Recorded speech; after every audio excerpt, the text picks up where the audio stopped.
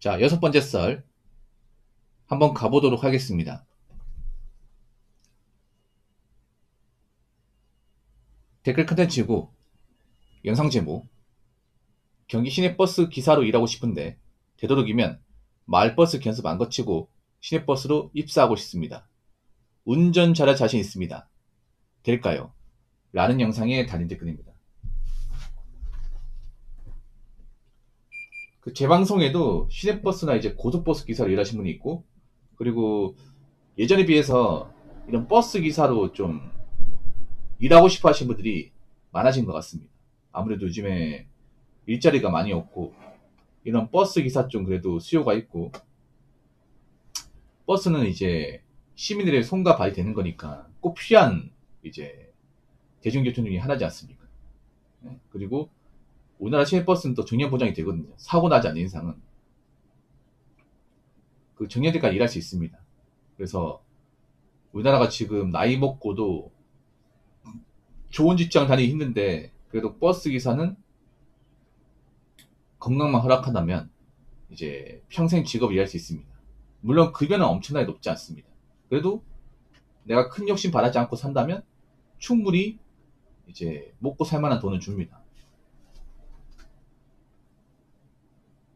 그래서 요즘에 남자분들 중에도 버스 기사 쪽으로 가볼까 하신 분들 많을 거야. 근데 좀 독한 각오를 가지고 가셔야 됩니다. 예. 그러니까 지금 시내버스 기사 일하시는 분도 있지만 뭐 본인들 만족해요. 만족하는데 누구한테 해보라고 권하진 않아. 이게 꼭 들어와라 이렇게 얘기하잖아. 왜냐, 자기들이 많이 힘드니까. 이제 버스 기사 이제 일을 배우려고 들어왔다가 접는 사람도 있거든요. 현실을 깨닫고 뭐 돈이 적어가지고 접는다기보다는 이제 근무 형태나 아니면 이제 여러 가지 어려움들. 일단 버스는 큰 차기 때문에 그런 사고 위험 같은 게 많이 도사리고 있습니다.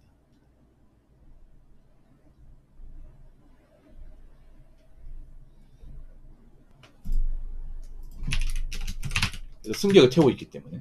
그리고 이제 도로상에 이제 진상들도 많이 있어요.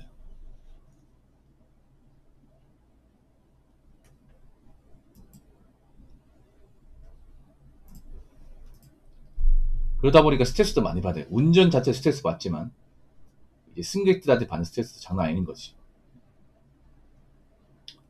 그래서 그런 걸 각오하더라도 나는 정말 버스 기사 하고 싶다, 뭐 그럼 하면 됩니다.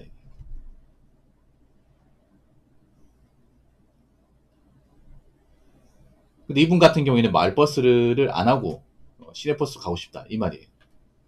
근데 보통은 이렇게 알고 있습니다. 시내버스 일을 하려면 이제 마을버스에서 한 6개월에서 1년 정도 경험하고 나서 버스 운전 감각 익히고 경력 채우고 나서 그 다음에 시내버스 가는 게 국룰이에요. 근데 이분 같은 경우 시내버스로 바로 가고 싶다, 마을버스 안 거치고 싶다, 이런 입장이에요. 그러니까 이분은 좀 강경해요. 뭐냐면 마을버스 갈 바에 그냥 버스 일 안 하겠다 이런 입장이에요. 좀 웃기죠 이게. 아니 마을버스가 죄지는 것도 아닌데, 마을버스가 무슨 좋은 것이도 아니고 빨간줄 그인 것도 아니고, 마을버스가 초가 안 적은 건 사실인데 그래도 대부분의 기사들이 그 마을버스를 가지 않습니다.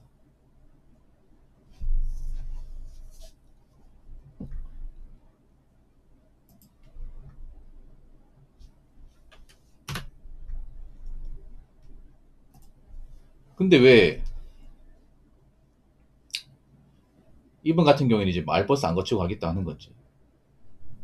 마을버스 싫은 건 알겠는데 그 다른 기사들이 마을버스 거치고 하는 건 다 이유가 있는 건데.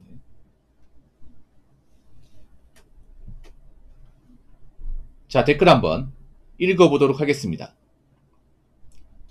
버스는 운전 잘하는 건 기본으로 깔아야 하고 승객을 태우는지라 안전사고 예방을 최우선 해야 하며 가장 중요한 건 배차 시간에 맞춰 운행하는 것 같습니다. 빨리 오면 욕먹고 늦게 오면 내 휴게 시간이 날아가고 어떤 상황에서든 출발 시간과 도착 시간을 맞춰야 하는데 그게 제일 어렵습니다. 출퇴근 시간대 운행이라면 그냥 포기해야죠. 늦은 오전에서 오후에는 노인네들이 일부러 나오는데 배차 시간 타이트한 바쁜 탕에는 이것도 아주 짜증입니다. 이건 누가 알려줘서 되는 것도 아니고 노선 내 신호 체계와 각 포인트별 도착 시간이 머릿속에 다 들어와 있어야 가능. 결국 직접 해보고 익숙해지는 것 외에는 방법이 없습니다. 라고 적어줬습니다. 이분도 버스 기사 일을 하고 계신가 보네. 생각보다 버스 기사 이제 하시면서 제 유튜브 보신 분들이 많나 보네요. 이게 진짜 많나 보네. 감사합니다. 부족한 영상인데.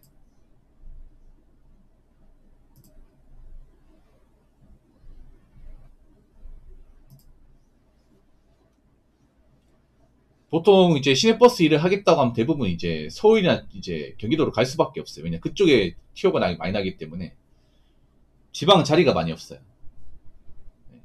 대부분 이제 버스 기사 일하겠다고 하면 이제 짐 싸두고 경기도로 갑니다. 근데 경기도가 많이 힘들죠. 왜냐 승객들이 많잖아. 사람이 많다는 얘기는 진상도 많다는 얘기거든. 그리고 교통이나 신호 체계도 복잡하고 교통량도 많기 때문에 그만큼 도로상의 빌런들도 많아요. 카푸어도 많고.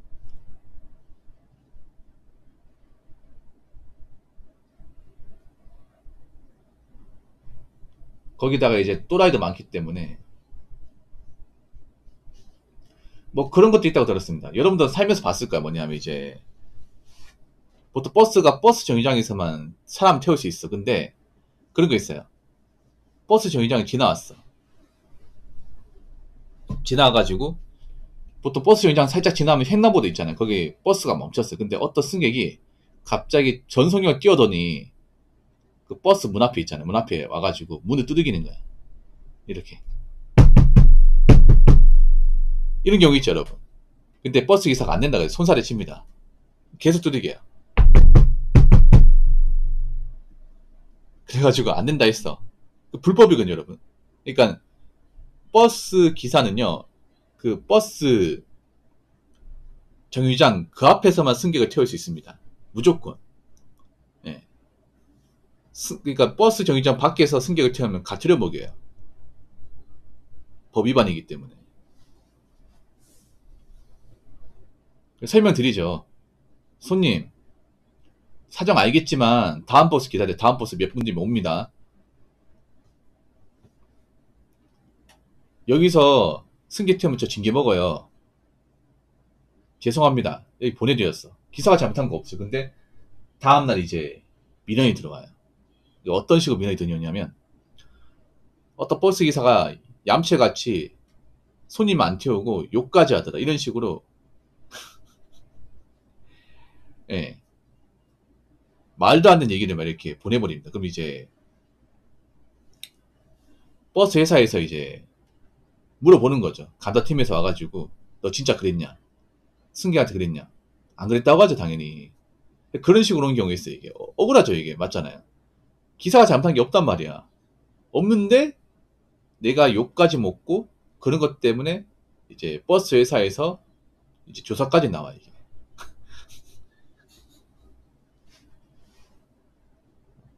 아니, 웃기게 그런 거 같지 않습니까? 그런 악성 승객은 버스를 못 타게 되는 거 아니야? 그렇지 않습니까? 그런 사람은 나중에 등록해가지고 블랙리스트 만들어서 아니 버스 자체 못 타게 만들어야지. 택시 타고 다니게 만들어야지. 아니면 이제 따릉이 타고 공유자전거 있잖아요. 그거 타고 출퇴근을 하든가 그러면 못 타게 해야 될 거 아니야. 맞잖아. 한 3개월 동안 버스 뭐 승차 금지. 그럼 못 할 거 아니야. 근데 그럼 악성 민원 거는 사람은 계속 걸 수 있잖아요, 이게. 이건 좀 문제 있어, 여러분. 개인적으로. 왜냐하면 악성 민원 거는 사람은 겁니다, 이게. 살면서 좀 화가 많고 돈이 없는 분들이 뭔가 자기가 이제 언짢으면 괜히 엄한 버스 기사한테 아프다는 경우 덜어 있거든, 이게.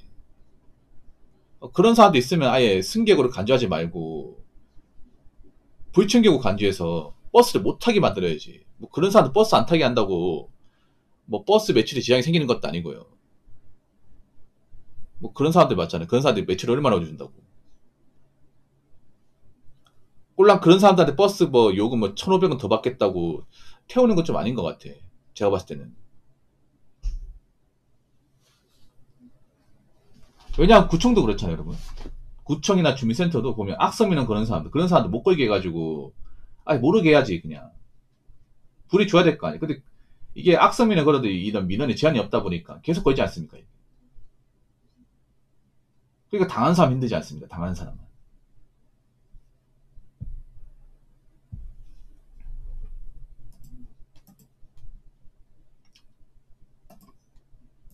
그래서 버스 기사들이 가뜩이나 고생하는데 좀 저렇게 행동하는 분도 있으면 좀 개인적으로 못하게 해야 된다고 생각합니다.